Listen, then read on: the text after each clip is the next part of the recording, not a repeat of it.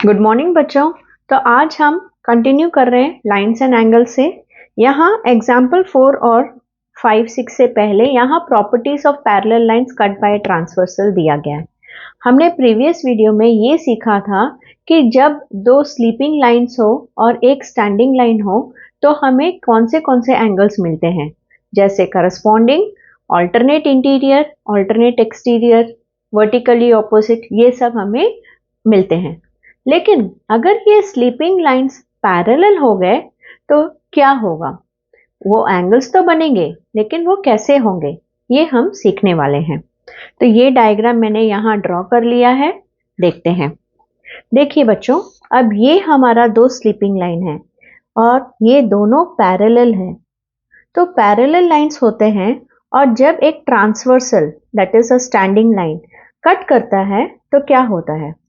हमें पता है एंगल 1, यहाँ मैं पहले मार्क कर देती हूँ, angle 1, angle 2, angle 3, angle 4, 5, 6, 7 and 8। तो बच्चों, हमें तो पता है अगर सेम पैटर्न बनते हैं तो वो करस्पॉन्डिंग एंगल्स होते हैं। लाइन ट्रांसवर्सल के इस तरफ ये है हमारा लेफ्ट साइड और ट्रांसवर्सल के इस तरफ ये है हमारा राइट साइड। ठीक है, तो पैटर्न देखिए बच्चों, इस स्लीपिंग लेफ्ट हैंड साइड की तरफ सिर्फ देखिए, राइट हैंड साइड मत देखिए। ठीक है, only focus on the left hand side.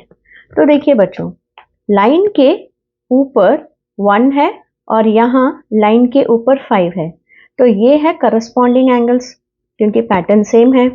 इसी तरह लाइन के नीचे है 4 और लाइन के नीचे है 8, तो ये भी सेम पैटर्न बन रहा है, तो ये भी है करस्पॉन्डिंग एंगल्स। तो पैरेलल लाइंस में क्या होता है, करस्पॉन्डिंग एंगल्स इक्वल हो जाते हैं।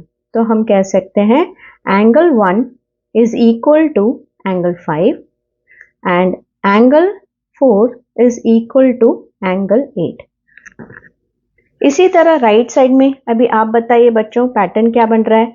राइट साइड में लाइन के ऊपर एंगल 2, यहाँ लाइन के ऊपर एंगल 6, तो ये दोनों इक्वल होंगे। इसी तरह लाइन के नीचे एंगल 3, इस लाइन के नीचे एंगल 7, ये भी इक्वल होगा। अब हम ऑल्टरनेट इंटीरियर एंगल्स की बात करते हैं।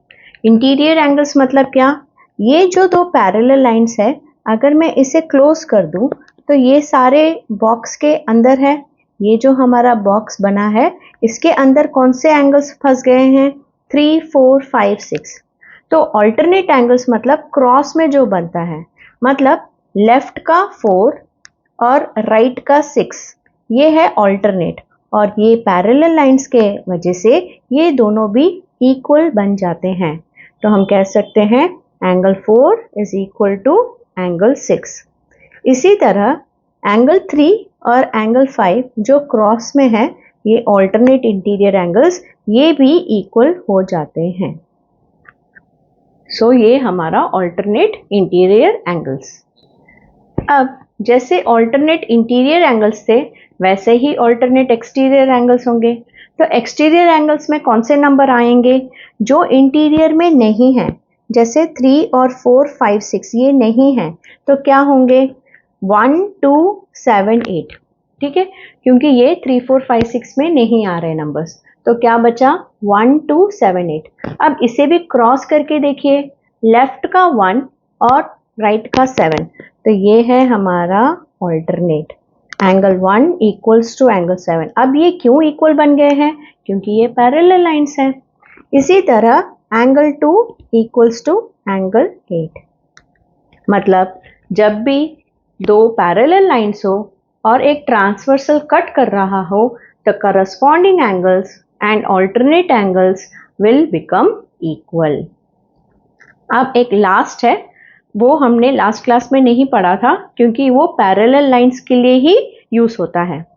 अब यहाँ पैरेलल लाइंस को देखिए बच्चों, ये जो 3 है और ये जो 6 है, ये दोनों, मैं डायग्राम वापस से ड्रॉ करके दिखाती हूँ। हाँ बच्चों, अब ये लाइन को देखिए, the sum of interior angles on same side of transversal is 180। मतलब जो इंटीरियर एंगल्स हैं, ठीक है, सिर्फ इंटीरियर की बात कर रहे हैं और वो सेम साइड के ट्रांसवर्सल पे हो, राइट तो राइट, लेफ्ट तो लेफ्ट। ये हमारा लेफ्ट है, ये हमारा राइट है, मतलब ट्रांसवर्सल के इस तरफ और ट्रांसवर्सल के इस तरफ। तो उनका जो सम है एडिशन वो 180 होगा। मतलब यहाँ देखिए इंटीरियर एंगल्स मतलब क्या, पहले तो हमको ये जानना है। इंटीरियर एंगल्स मतलब जो इस पैरेलल लाइंस के बॉक्स के अंदर फंस जाए। और सेम साइड मतलब क्या, अभी राइट साइड में क्या है 3 और 6 और लेफ्ट में क्या है 4 और 5, तो इनका सम वो 180 होगा। तो हम कह सकते हैं angle 3 plus angle 6 is equal to 180। इसी तरह angle 4 plus angle 5 is also equal to 180। जब भी पैरेलल लाइंस हो और एक ट्रांसवर्सल कट कर रहा हो तो the sum of interior angles on the same side of the transversal will be 180। इसे और एक नेम भी कहते हैं इसका, इसे को इंटीरियर एंगल्स भी कहते हैं। सो इतना बड़ा ना लिखकर आप इसे को इंटीरियर एंगल्स भी कह सकते हैं। तो ये था हमारा प्रॉपर्टीज ऑफ पैरेलल लाइंस। तो आज हमने ये सीखा। अब कॉन्वर्स क्या है, identifying a pair of parallel lines. ये इसका कॉन्वर्स मतलब अगर इस प्रॉपर्टीज को रिवर्स कर दिया जाए तो क्या, इसका मतलब बच्चों converse of these properties help us to identify parallel lines. मतलब अगर कोई क्वेश्चन दे दिया जाए और आपसे पूछा जाए क्या ये लाइंस पैरेलल है, तो हम इसी प्रॉपर्टीज को यूज करके कह सकते हैं वो पैरेलल है या नहीं। फॉर एग्जाम्पल सपोज इस डायग्राम में ऐसा दिया गया हो angle 1 is equal to angle 5, tell whether the lines are parallel. तो आप कहोगे यस दे आर पैरेलल, क्योंकि लाइन क्या बन रहा है, ये 1 और 5 पैरेलल सेम पैटर्न बन रहा है, लेफ्ट साइड में है दोनों, और लाइन के ऊपर 1 लाइन के ऊपर 5, मतलब ये तो करस्पॉन्डिंग एंगल हो गया। तो अगर करस्पॉन्डिंग एंगल्स इक्वल है इसका मतलब लाइन पैरेलल है। यहाँ हमने क्या सीखा, पैरेलल लाइंस में करस्पॉन्डिंग एंगल्स इक्वल होते हैं, अल्टरनेट इंटीरियर एक्सटीरियर इक्वल होते हैं, को इंटीरियर एंगल्स का सम 180 होता है। कॉन्वर्स मतलब क्या, अगर 1 इक्वल्स टू 5 है तो पैरेलल लाइंस है।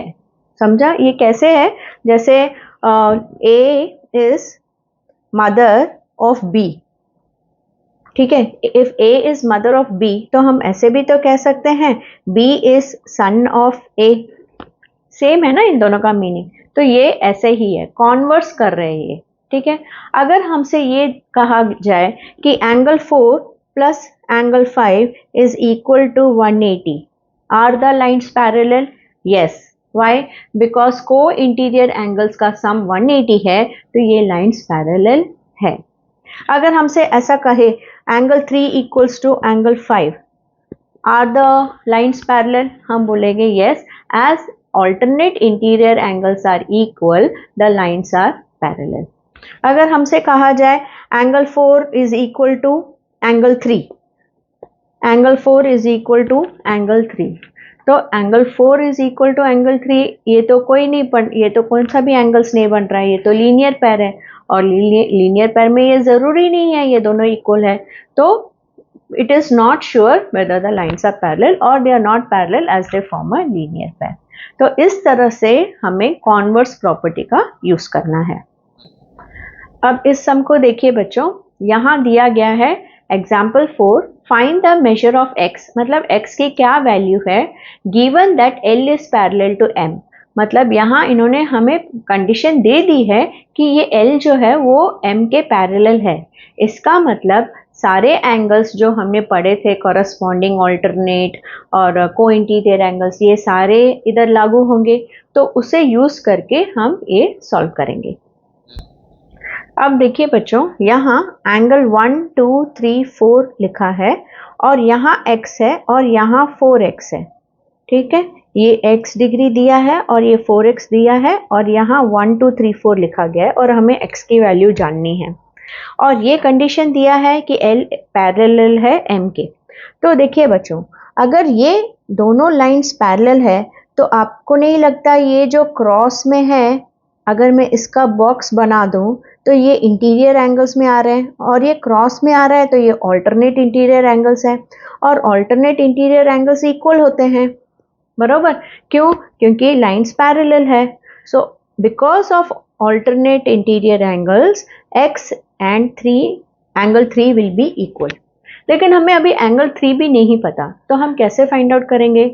देखिए ये x है, मतलब ये एंगल 3 भी x ही होगा। क्यों? क्योंकि ये लाइंस पैरेलल है, ऑल्टरनेट इंटीरियर एंगल्स इक्वल होते हैं, तो यहाँ मैंने x मान लिया। ठीक है, अब देखिए बच्चों इस पैटर्न को देखिए, अगर मैं इसे ऐसे करूं, ये एक स्ट्रेट लाइन है और इसके ऊपर ये कॉमन आर्म जैसे खड़ा है, मतलब ये एडजेसेंट एंगल्स हो गए, और ये सेमी सर्कल शेप बन रहा है। तो इन सभी से आपको क्या लगता है? ये तो लीनियर पैर हो गया, है ना? क्योंकि लीनियर पैर क्या होता है? स्ट्रेट लाइन के ऊपर एडजेसेंट एंगल्स लीनियर पैर बनाते हैं। मतलब ये x प्लस 4x दोनों मिलाकर हमें 180 ही देगा। तो because they form a linear पैर, as this is a straight line and there is adjacent angles. So 5x is equal to 180, x is equal to 180 divided by 5, 36 degree. इस तरह से हमने x की वैल्यू फाइंड की। ये है हमारा एग्जाम्पल 5 बच्चों। यहाँ भी कंडीशन दे दिया है कि L is parallel to M। अभी L is parallel to M मतलब हमारे सारे करस्पॉन्डिंग ऑल्टरनेट इंटीरियर, को इंटीरियर, वर्टिकली ऑपोजिट, ये सब हमारे इक्वल हो जाएंगे। तो हमें x फाइंड आउट करना है इससे।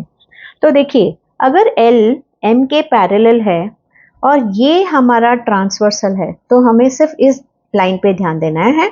मैं इसे डार्क कर रही हूँ, तो ये हमारा स्टैंडिंग लाइन है जो हमारा ट्रांसवर्सल है, और L तो पैरेलल है M के। तो बच्चों ये ट्रांसवर्सल के इस तरफ तो ये लेफ्ट है और ये इस तरफ है राइट। ठीक है, तो राइट में देखते हैं, लाइन के ऊपर, लाइन के ऊपर। तो क्या मैं कह सकती हूँ angle 1 is equal to 68 degree corresponding angles, है ना? क्योंकि ये भी लाइन के ऊपर और ये भी लाइन के ऊपर। सो हम लिखेंगे angle 1 is equal to 68 degree corresponding angles. तो मैं यहाँ 68 लिख देती हूँ। ठीक है, अब क्या मैं angle 2 is equal to 55 degree बोल सकती हूँ? क्योंकि हमने सीखा था अगर दो लाइंस ऐसे इंटरसेक्ट कर रहे हो तो up and down will be equal, left and right will be equal. तो अप में 55 है तो ये भी 55 होगा, है ना? तो मैं लिखूंगी angle 2 is equal to 55 degree vertically opposite angles. आपको पूरा लिखना है एग्जाम में, यहाँ मैं सिर्फ दिखा रही हूँ कि ये ज़रूरी है लिखना कि ये वर्टिकल ऑपोजिट एंगल्स है, क्योंकि मैंने बहुत सारे स्टूडेंट्स के मार्क्स कटते हुए देखे हैं, फिर वो कंप्लेंट करते हैं मैम टीचर ने काट दिया, मैम 1 मार्क काट दिया, 1 हाफ मार्क काट दिया। तो इसलिए ये आप ज़रूर प्रैक्टिस कीजिए। अब अगर मैं देखूं ये जो 3 है साइड्स, ये फर्स्ट साइड, ये सेकेंड साइड और ये थर्ड साइड, देखिए ये एक ट्रायंगल शेप बन रहा है, और हमें पता है ट्रायंगल्स में जो 3 साइड होते हैं इन तीनों का मेजर टोटली मिलाकर होता है 180 डिग्री, है ना? सो उसमें से फर्स्ट एंगल का 68 है और सेकेंड एंगल है 55। तो थर्ड एंगल क्या होगा बच्चों? इन दोनों को ऐड करके 180 में से माइनस करेंगे तो ये हमें मिलेगा। तो ऐड कर लेते हैं, ये हुआ 123। तो हम बोलेंगे angle 3 is equal to 180 minus sum of these 2 angles 123 which is equal to 57। अब इसका भी रीज़न लिखना होगा क्यों हमें ये मिला, क्योंकि ये एंगल सम प्रॉपर्टी है। Sum of angles of a triangle is equal to 180। इतना बड़ा न लिखकर आप एंगल सम प्रॉपर्टी लिख सकते हो। मतलब अभी हमें थर्ड भी मिल गया। थर्ड क्या है? 57 डिग्री। अब फिर से हम करस्पॉन्डिंग एंगल्स यूज करेंगे। कैसे भला? देखिए अगर मैं, ये दोनों लाइन तो पैरेलल है, अगर मैं अब इससे ट्रांसवर्सल मानूं, इस स्टैंडिंग लाइन को ट्रांसवर्सल मानूं, तो ये मेरा लाइन के लेफ्ट की तरफ आ रहा है। देखिए लाइन के ऊपर 57 और लाइन के ऊपर 4, तो ये सेम पैटर्न बन रहा है, मतलब ये करस्पॉन्डिंग एंगल्स है। तो हम कहेंगे angle 4 is equal to 57 degree. Why? Because they form corresponding angles. तो हम यहाँ भी आ गए। अब एंगल 4 भी हमें मिल गया 57 डिग्री। ठीक है, अब हमें x मिलेगा। देखिए, हमें x मिलने के लिए हम यहाँ से यहाँ तक गए, फिर अब इस तरफ आ रहे हैं। अब अगर आप देखिए, ये तो स्ट्रेट लाइन है, मैंने अभी आपको ड्रॉ करके दिखाया, ये एक स्ट्रेट लाइन है, स्टैंडिंग लाइन। और अगर मैं इसे कॉमन आर्म मानूं और इसे ऐसा शेप दूं, तो देखिए प्रोट्रैक्टर शेप बन रहा है, मतलब ये लीनियर पैर है। तो 57 degree plus x equals to 180 degree. इसके लिए भी कारण लिखना है, क्योंकि ये लीनियर पैर फॉर्म करता है। सो x क्या हुआ? 180 minus 57 equals to 120। So x की वैल्यू है 123 डिग्री। अब बच्चों, हम लास्ट एग्जाम्पल सम पे आए हैं। Check whether m is parallel to n in the following. मतलब अभी आप बताइए क्या m और n पैरेलल है। तो बच्चों, हम फिगर देख के नहीं बता सकते, क्योंकि अभी हमें कॉन्वर्स यूज करना है। कॉन्वर्स मतलब क्या? जैसे a is mother of b, so b is son of a, वो यूज करना है। तो हम यहाँ चेक करके देखेंगे क्या करस्पॉन्डिंग, ऑल्टरनेट, लीनियर पैर ये सब बन रहा है। इनमें से कोई भी एक यस हो रहा है तो यस इट इज पैरेलल। अगर कंडीशंस फुलफिल नहीं हो रहे तो इट इज नॉट पैरेलल। ठीक है, तो ये हम कॉन्वर्स यूज कर रहे हैं। ये हमने दोनों डायग्राम इधर लिख लिया है। बच्चों, मैं सिर्फ एक्सप्लेन कर रही हूँ, यहाँ कैसे स्टेप्स लिखना है ये यहाँ दे दिया है। तो देखिए, ये जो है हमारा, अगर ये लाइंस पैरेलल होता तो देखिए, ये है हमारा स्टैंडिंग लाइन, स्लीपिंग लाइन, तो ये है हमारा ट्रांसवर्सल लाइन L। ठीक है, तो ये लाइन के ऊपर राइट साइड में 56, तो लाइन के ऊपर यहाँ 1 है, मतलब ये भी तो 56 ही होगा, है ना। Angle 1 should be equal to angle 2 equal to 56 degree, because they are corresponding angles. ठीक है, अब इस लाइन को देखिए, ये स्लीपिंग लाइन है और ये प्रोट्रैक्टर शेप बना रहा है। ये हमें एडजेसेंट एंगल्स भी दिख रहे हैं, बाजू बाजू में है, they share a common arm.